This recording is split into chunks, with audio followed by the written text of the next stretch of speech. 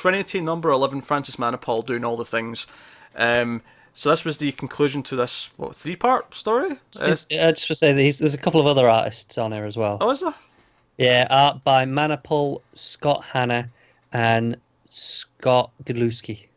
Godlewski. Yeah.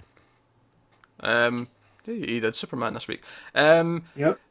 Fair enough. So this was, the final of this Watchtower kind of alien invasion thing. Big robot dude try to stop it from happening, and Watchtowers crashing down to Earth, which we already seen in Justice League a little while ago, which feels weird that it's so soon.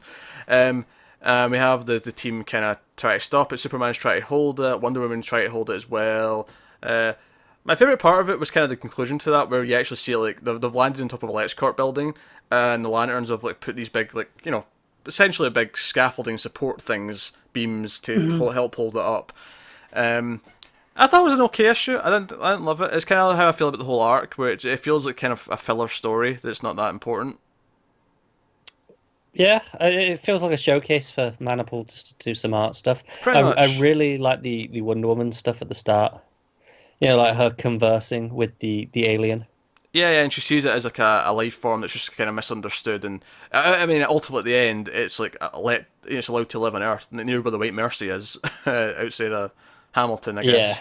Yeah, like she's like, hey, you guys let this evolve and then tried to kill it. It's kind of like the classic AI story where you create the AI and then it goes, oh, it's getting out of control, we should kill it, and then it strikes back. Well, that's kind of what this feels like. It also sounded like they kept experimenting and they caused it to be the way it is. It wasn't just that it evolved; like they actually caused this sort of turn where it's doing this specific thing.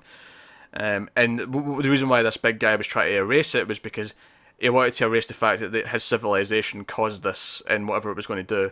So it was more of a saving face guilt kind of thing. Yeah. I love the layout on that Wonder Woman page. It starts the double page spread, and it's all the lasso, and all the panels are kind of weaved in between where the lasso crosses over. Yeah. It's really nice. It was okay. Like I've been kind of feeling like, and I've kind of felt this way for most of this book, where Manapul's art's obviously really good, but the stories haven't exactly been setting my world on fire. It makes it very easy to drop it after this one, because next time it's not him anymore. It's back to, I think, was it Bunn? And it's it's Rob Williams who's doing it, but it's the Trinity of Trinities. Yeah. So that's what's coming next. So I'm quite happy not to read the next one for the next arc. Yeah, I'm out after this too. If I was here for Manapul's art. Yeah, if Manapul comes back, maybe I'll jump back on. Maybe I won't. Matt didn't read this week because he missed the last one, and you're waiting for it. Yep.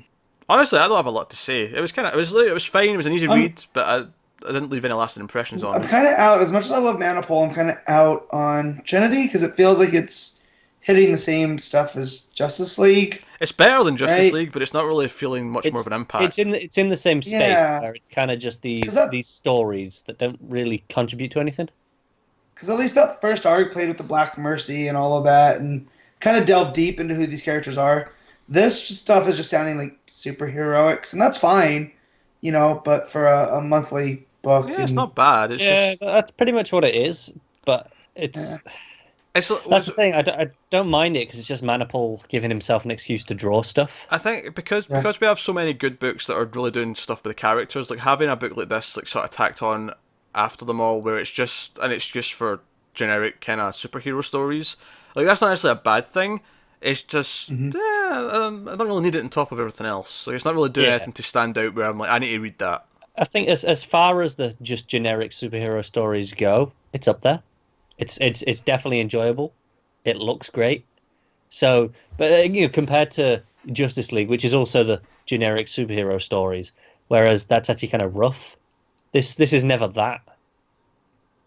No, it isn't. It's just, compared to everything else I'm reading, it just kind of feels... That's it. Outside of the art, it's nothing special, is it? Yeah, it's just superfluous.